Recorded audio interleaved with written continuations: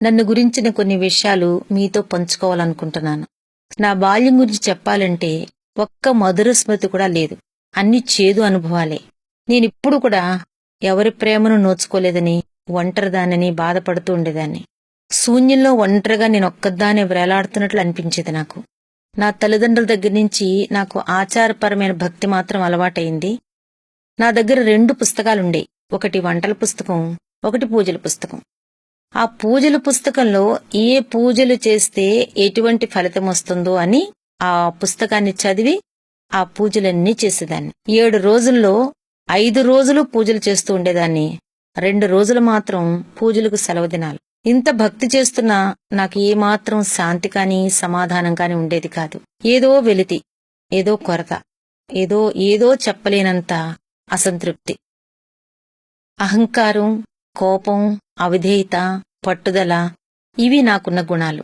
ఈ గుణాలు నాలో అశాంతిని రేకిస్తున్నాయన్న విషయం కూడా నాకు తెలియదు. ఇన్ని పూజలు చేసినా నాకు మాత్రం ఎటువంటి శాంతి, సమాధానం ఉండేది కాదు. ఉద్యోగం ఉంది, భర్త ఉన్నారు, దేవుడిచ్చిన పిల్లలిద్దరున్నారు. అయినప్పటికి కూడా నా కుటుంబంలో ఎటువంటి శాంతి ఉండేది కాదు.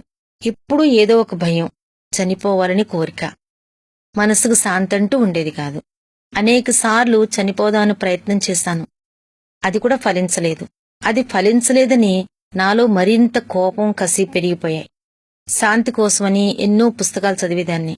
అందులో కర్మయోగం, ముక్తియోగం, జ్ఞానయోగం అంటూ ఏవేవో వ్రాసి ఉండేవి. అవన్నీ చదవటానికి బాగానే ఉండేవి కాని ఆచరణకి ఒకటి కూడా నాకు యోగ్యంగా ఉండేది కాదు. ఎప్పుడూ అశాంతితో ఉండే నాకు, ఏదీ సాధించలేదని అసంతృప్తితో ఉండే నాకు ఒకసారి క్రీస్తుని గురించిన కొన్ని విషయాలు నేను వినటం జరిగింది. దానికి సంబంధించిన సువార్త పత్రికలు, చిన్న చిన్న మీటింగ్స్కి వెళ్లటం ద్వారా క్రీస్తుని గురించి తెలుసుకోవాలనే ఆసక్తి పెరిగింది. అది కూడా తాత్కాలికమే.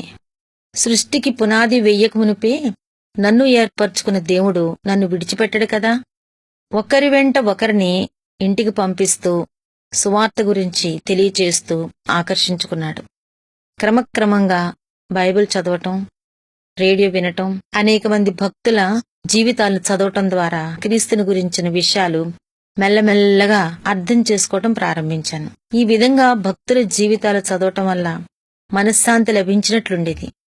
క్రీస్తు వైపుకు అడుగులు వేస్తూనే ఉన్నాను, కాని సంపూర్ణంగా కాదు. నేనెంతగా క్రీస్తులోకి అడుగులు వేయాలనుకుంటున్నానో అంతగానూ నాకు శోధనలు ఎక్కువైపోయినాయి. సొంత పిల్లల ద్వారా శోధనలు, బంధువుల ద్వారా శోధనలు, గృహంలో శోధనలు. ఎంతగానో ఈ శోధన మధ్య, లోకానికి దేవుని వాక్యానికి మధ్య ఎంతగానో నలిగిపోయాను. అదే సమయంలో ఒక దైవజనుడు మా ఇంటికి రావటం జరిగింది. నా సమస్యలు, నా బాధలు, నా కష్టాలు అన్నీ ఆయనతో చెప్పినప్పుడు వాటన్నిటికీ సమాధానం బైబిల్లో చూపించేవారు.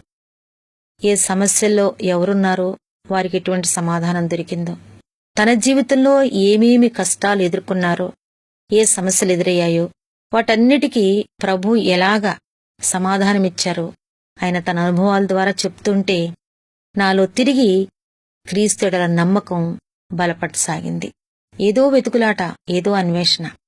అటువంటి సమయంలో దేవుని వాక్యం రెండంచుల ఖడ్గంలా నాలో పనిచేయటం ప్రారంభించింది.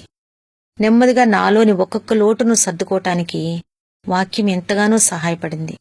బైబిల్ చదవటం, రేడియోలో వాక్యం వినటం, ఈ విషయాల ద్వారా నేను ఎక్కువ సంతృప్తిని పొందటానికి అది నాకెంతగానో ఉపయోగపడసాగింది. 1995 సంవత్సరం డిసెంబర్ 31వ తారీఖున నేను బాప్తిస్మాను పొందాను. ఆ రోజు పాస్టర్ గారు నా చేత ఈ వచనాలు చదివించారు. యెషయా గ్రంథంలో 54వ అధ్యాయం 10వ వచనం చదివించారు. దానిలో ఇలా ఉంది: పర్వతములు తొలగినను, మెట్టలు తత్తరిల్లినను నా కృప నిన్ను వీడిపోదు, సమాధాన విషయమైన నా నిబంధన తొలగిపోదు అని నీయందు జాలిపడు యెహోవా సెలవిచ్చుచున్నాడు. ఈ వచనం ఆయన నా చేత ఎందుకు చదివించారో నాకు తెలియదు. అంతేకాకుండా అంతకుముందు ఆయనే ఒక పాట కూడా నేర్పించారు. ఆ పాట ఇలా ఉంది: యెహోవా ఈరే, యెహోవా ఈరే, యెహోవాయే చూచుకొనును, వ్యాధి బాధలు, నా హృది వేతలు, ఆయనే తీసివేయును. సమర్పించు నీ జీవితం ఆయన సన్నిధిలో. సమర్పించు నీ జీవితం ఆయన సన్నిధిలో. యెహోవా యీరే, యెహోవా యీరే, యెహోవాయే చూచుకొనును. వ్యాధి బాధలు నీ హృది వెతలు ఆయనే తీసివేయును. సమర్పించు నీ జీవితం ఆయన సన్నిధిలో. సమర్పించు నీ సర్వము ఆయన సన్నిధిలో. యెహోవా యీరే. ఆ వచనం, ఈ పాట పాస్టర్ గారు ఎందుకు నేర్పించారో నాకు తెలీదు, కానీ దేవునికి మాత్రం తెలుసు. 1995 సంవత్సరం డిసెంబర్ 31వ తారీఖున హఠాత్తుగా నా ఒక్కగానొక కుమారుడు, ఎంతో ఉన్నత స్థితిలో ఉన్న నా కుమారుడు మరణించడం సంభవించింది. నా కుమారుడి మరణం నాలో ఉన్న గర్వమునే చేదుని తీసివేసింది. అంతేకాదు, ఎందుకు చేశావు ప్రభువా ఇలా అని అడగనీయకుండా నా నోటిని తన ఆధీనంలో ఉంచుకుని యోబును నాకు చూపించాడు దేవుడు. యోబు అంటున్నాడు, యెహోవా ఇచ్చెను, యెహోవా తీసుకును, యెహోవాకే మహిమ కలుగునుగాక అని. కుమారుడు మరణించాడు. అతనొక చిన్న బాబున్నాడు, కోడలుంది. నా ఈ పరిస్థితిలో నాకు తోడైన వాళ్ళు కాని, నాకు ఆదరణ చూపించిన వాళ్ళు కాని ఒక్కరూ లేకపోయారు. నేనేదో లోకానికి దూరమైపోయినదలా ఉండవలసి వచ్చింది. అయినప్పటికీ కూడా దేవుని వాక్యం నాకు ఆధారమైంది. దేవుని వాక్యం నన్ను బ్రతికిస్తూ వచ్చింది. యెషయా 9వ అధ్యాయం 6వ వచనంలో మనకు శిశువు అనుగ్రహించబడెను అని ఉంది. కీర్తనలు 2వ అధ్యాయంలో కుమారుని ముద్దు పెట్టుకునుడి, లేనట్లయితే యెహోవా కోపగించును అని ఉంది. యోహాను సువార్తలో అయితే దేవుడు అనుగ్రహించిన కుమారుడు యేసుక్రీస్తుని, ఆయనను ఎందరు అంగీకరిస్తారో వారందరికీ నిత్యజీవమని వ్రాసి ఉంది. వీటన్నిటినీ పరిశీలించి చూస్తే ఎవరైతే యేసుక్రీస్తునందు విశ్వాసముంచుతారో వారందరికీ నిత్యజీవం లభిస్తుందన్నది సత్యం నాకు అర్థమైంది. అపుత్రస్య గతిర్నాస్తి అంటే పుత్రులు లేకపోతే గతులు లేవని, పుత్రులు లేకపోతే పున్నామ నరక నుండి తప్పించలేరని పెద్దలు చెప్పే మాటలకు అసలైన అర్థం, ఎవరు క్రీస్తుని అంగీకరిస్తారో వారందరూ కూడా నరక నుంచి తప్పించుకోగలుగుతారు. అంతేకాని ఈ లోకంలో శరీరరీతిగా జన్మించిన కుమారులు తల్లిదండ్రులను నరక నుంచి తప్పించలేరు. కుమారులు ఉండి పట్టెడన్నం నోచుకునే తల్లిదండ్రులున్నారు, కుమారులు లేని తల్లిదండ్రులు ఉన్నారు. వారందరూ నరకానికి వెడతారా? కాదు. దీనికి సరియైన అర్థం క్రీస్తును రక్షకుడని, క్రీస్తును కుమారుడని అంగీకరించడమే. వీటన్నిటిని చదివిన తర్వాత నాకు మరింత ధైర్యం, నమ్మకం కలిగాయి. ధర్మశాస్త్రమందలి ఆశ్చర్యకరమైన సంగతులు చూడగలిగినట్లు దేవుడు నా కన్నులు తెరిపించాడు. నా ముందు ఎన్నో వాగ్దానాలుంచాడు. ఒక్కొక్క వాగ్దానము ఇది నాకోసమే, ఇది నాకోసమే అని అనిపించేలా ఉన్నాయి. వాటిలో కొన్నిటిని చూస్తే, నీవు తల్లి గర్భములో రూపించక మునిపే నిన్ను నేను ఎరుగుదును అన్నది ఒక వాగ్దానం.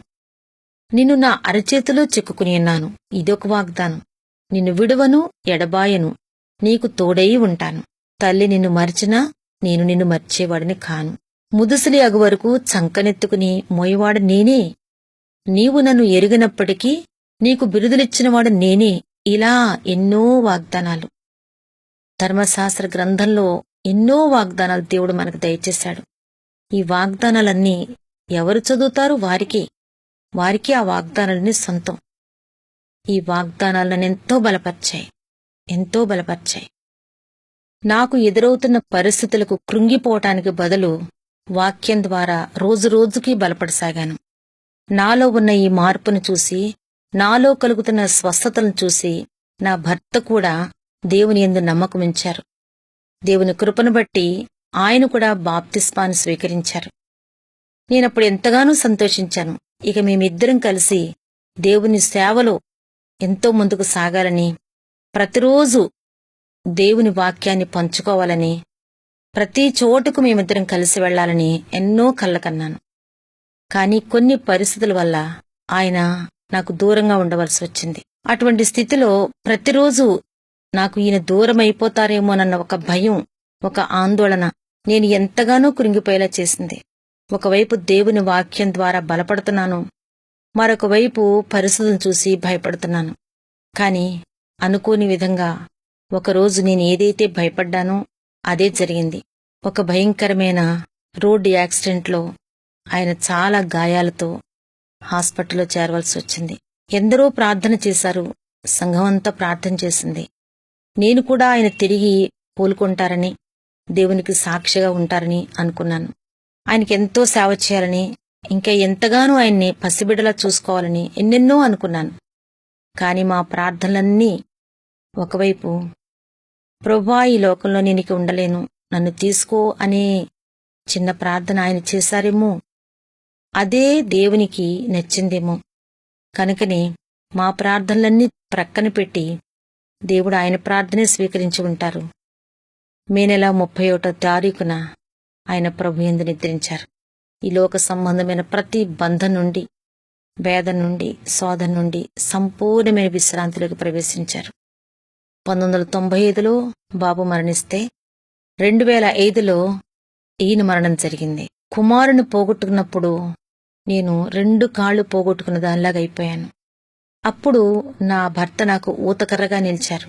నా భర్త మరణంతో ఆ ఊతకర్ర కూడా నాకు లేకుండా పోయింది. అయితే కుంటుతున్న గొర్రెలను, నడవలేని గొర్రెలను యేసుప్రభు ఏం చేస్తారు? చక్కగా ఎత్తుకుని నడుస్తారు కదా. నా జీవితంలో కూడా అదే జరిగింది. నాకిప్పుడు సంపూర్ణమైన నిజమైన ఆధారం ఆ ప్రభువే అయ్యారు. ప్రభువుని ఎరుగుకు ముందు నా చెవిలో ఎప్పుడూ ఒక స్వరం వినపడేది. అదేమిటంటే, చచ్చిపో, చచ్చిపో, చచ్చిపో. ఎందుకిట్లా జరుగుతుందో నాకు తెలిసేది కాదు. కాని గొప్పగా ఆందోళన, భయానికి మాత్రం గురవుతుండేదాన్ని. ప్రభువుని ఎరిగిన తర్వాత ఇప్పుడు కూడా ఒక స్వరాన్ని నేను వింటున్నాను. అదేమిటంటే, భయపడకు, నేను నీకు తోడయ్యున్నాను, భయపడకు, నేను నీకు తోడయ్యున్నాను. నా భర్త మరణ సమయంలో కూడా ఇదే స్వరాన్ని నేను వినగలిగాను. నా భర్త మరణం, నా కుమారుని మరణం, ఈ విషయాలు వింత విషయాలు కావు. భూమికి పునాదులు వెయ్యక మునిపే మనల్ని నిర్ణయించుకున్న దేవుడు మన యొక్క మరణాన్ని కూడా నిర్ణయించే ఉంటారు. అయితే కుమారుని మరణానికి ముందు నా మనస్థితి అతి సున్నితమైనది, తట్టుకోలేనిది. అటువంటి మనస్థితిని మార్చి, బలపర్చి, నా కుమారుని యొక్క మరణానికి నన్ను సిద్ధపరిచాడు దేవుడు. కనుక నా కుమారుని యొక్క మరణాన్ని అతి తేలికగా తీసుకోగలిగే స్థితిలోకి నన్ను నడిపించాడు.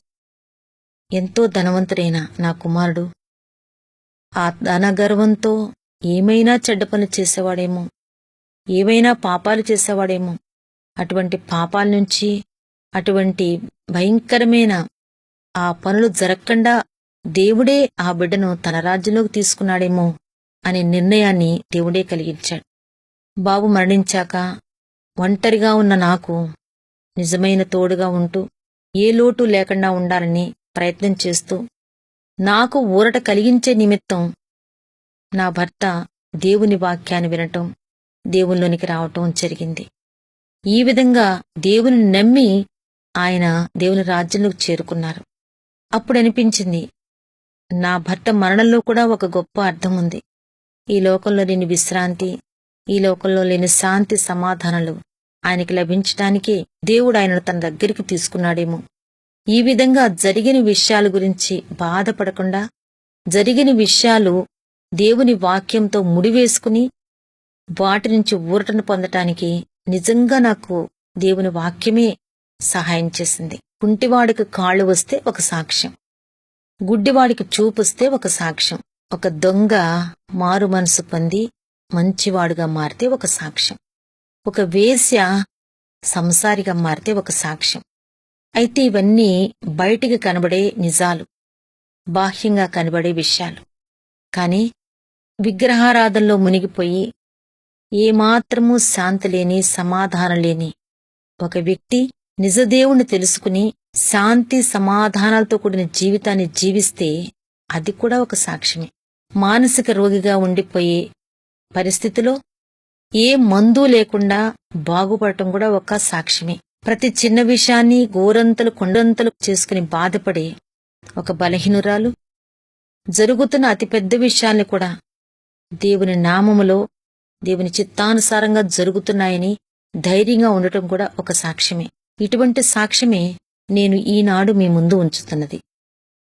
మరణపు అంచుల దాకా వెళ్లిన నన్ను వెనక్కి లాగి నిలబెట్టి నిత్యజీవం ఇవ్వటానికి నా ప్రభు సిద్ధపడినప్పుడు ఆ ప్రభు చేసిన పనులు ఎలా చెప్పకుండా ఉండగలను?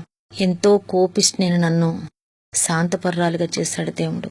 ఈర్ష్యతో అహంకారంతో ఉన్న నన్ను తగ్గించుకునేదానిగా చేశాడు. మోసగించిన వారిని క్షమించే శక్తినిచ్చాడు. బాధ పెట్టిన వారిని భరించే శక్తినిచ్చాడు. ఎవరు గాయం చేశారో ఆ గాయం చేసే వారిని గాయం చేయకుండా వారిని ప్రేమించే శక్తినిచ్చాడు. ఇలా ఒకటా రెండా దేవుడు నాడలి ఎన్నో మేళ్లు చేశాడు. నా జీవితమే మార్చాడు. అశాంతితో అలల్లాడే నన్ను శాంతి మార్గంలోకి నడిపించాడు. అసత్యంలో జీవించే నన్ను సత్యమార్గంలోకి నడిపించాడు. నిజదేవుడని నిరూపించుకున్నాడు. అందుకే ఆ దేవుని గురించి ఈరోజు మీ ముందు ఇంతగా మాట్లాడుతున్నాను. శాంతి లేని ఎన్నో కుటుంబాలున్నాయి. అనేక రకాలుగా శాంతిని వెతుక్కుంటున్నారు. కాని ఏ శాంతి కూడా దేవుడిచ్చే శాంతితో సమానం కాదు. భారం మోయవార్లారా, నా వద్దకు రండి అన్న పిలుపు ఆయన వల్లే సాధ్యం. మీ భారమంతా నా దగ్గర విడిచిపెట్టండి అంటున్నారు. మీ చింత యావత్తూ నాపైన వేయండి అంటున్నారు. అటువంటి దేవుణ్ణి పొందటం కంటే భాగ్యం మరొకట్లేదు. ఆయన నిజదేవుడు. మన కోసం ఈ లోకానికి వచ్చినవాడు. మన పాపాలు భరించటానికి ఇష్టపడినవాడు. ఈ లోకంలో ఉన్న శాపాల నుండి పాపాల నుండి విడుదల చేసి పరలోకంలో తనతో పాటుగా కూర్చుండి పెట్టుకోటానికి ఎంతగానో మనసున్నవాడు, ఎంతగానో ఇష్టపడేవాడు. అటువంటి దేవుణ్ణి విడిచిపెట్టి అటువంటి దేవుని నిర్లక్ష్యం చేసి ఎన్నాళ్లు జీవించినా ఆ జీవితంలో శాంతి కాని సమాధానం కాని ఉండదు. ఒకప్పుడు అన్నీ ఉన్నా అందరూ ఉన్నా నేను ఒంటరిదాన్నే అనుకునేదాన్ని. ఈనాడు ఎవరూ లేరు, ఏమీ లేదు. అయినా సరే నేను ఒంటరిదాన్ని కాదు. నా ప్రక్కన నా తోడున్నాడు. నా బలహీనతలో బలమైనవాడుగా ఉన్నాడు. నాకు తోడై ఉన్నాడు. ఆయనే యేసుక్రీస్తు. అందరికీ ప్రభు అయిన ఆయన నాకు కూడా ప్రభు అయినాడు. ఈ శాంతి మీకు కావాలంటే, ఈ సంతోషం మీకు కావాలంటే నిజరక్షకుని వద్దకు రమ్మని చేతులెత్తి ప్రార్థిస్తున్నాను. మా ఆచారాలు మాకున్నాయి, మా అలవాట్లు మాకున్నాయి, మేము నీతో చేరలేమని నా బిడ్డలు నాతో అన్నా. ఏదో మతం తీసుకుంది అంటూ బంధువులందరూ నన్ను దూరంగా ఉంచినా, ఇరుగు పొరుగుకి నేనొక వింతగా ఉన్నా, నేను మాత్రం యేసు ప్రభువుని విడిచిపెట్టనని ఆయనతో బాటుగా ముందుకు సాగుతానని మీ ముందు చెప్తున్నాను. ఈ భూమి మీద మన జీవితం చాలా చిన్నది. ఆ చిన్న జీవితంలో దేవుని సంపాదించుకున్నాం. అదే ధన్యత. ఈ చిన్న జీవితం తర్వాత ఒక సుదీర్ఘమైన జీవితం ఉంది. అంతులేని జీవితం ఉంది. ఆనందదాయకమైన జీవితం ఉంది. ఆ జీవితం కోసం ఎదురుచూస్తున్నాను. ఆ జీవితంలో నేను పోగొట్టుకున్న వాళ్ళందరినీ చూస్తానన్న నమ్మకం నాకుంది. కనుకే నిరీక్షణతో ఆ రోజుల కోసం ఎదురుచూస్తున్నాను. ప్రభువుతో బాటుగా ముందుకు సాగుతాను. కష్టమొచ్చినా, నష్టమొచ్చినా, ఇరుకులొచ్చినా, ఇబ్బందులొచ్చినా నన్ను కాపాడేవాడున్నాడు, నాతో నడిచేవాడున్నాడు. ఈ సంతోషం నాకు చాలు. ఈ సంతోషం మీరందరూ పొందుకోవాలని, నేను పొందిన ఆనందం కంటే ఎక్కువ ఆనందం మీరు పొందుకోవాలని నేను కోరుకుంటున్నాను. నాలాంటి వారు ఎంతో మంది లోకంలో ఉన్నారు. అనేక మందిని పోగొట్టుకున్నవారున్నారు. శాంతి లేక వెతుకులాడుతున్నవారున్నారు. నిజాన్ని కనుగొనలేక అబద్ధాన్ని వెంటాడుతున్న ప్రజలు అనేక మంది ఉన్నారు. వారందరితో నేను చెప్పేదేమిటంటే, సత్యాన్ని అన్వేషించండి. నేనే మార్గం, నేనే సత్యం, నేనే జీవం. నా ద్వారా తప్ప ఎవ్వరూ తండ్రి వద్దకు రాలేరు అని ఖచ్చితంగా చెప్తున్న యేసు ప్రభు మాటలు వినండి. నిజరక్షకుని వెతకండి, ఆయన సన్నిధికి రండి. ఇదే నా ప్రార్థన, ఇదే నా విన్నపాలు.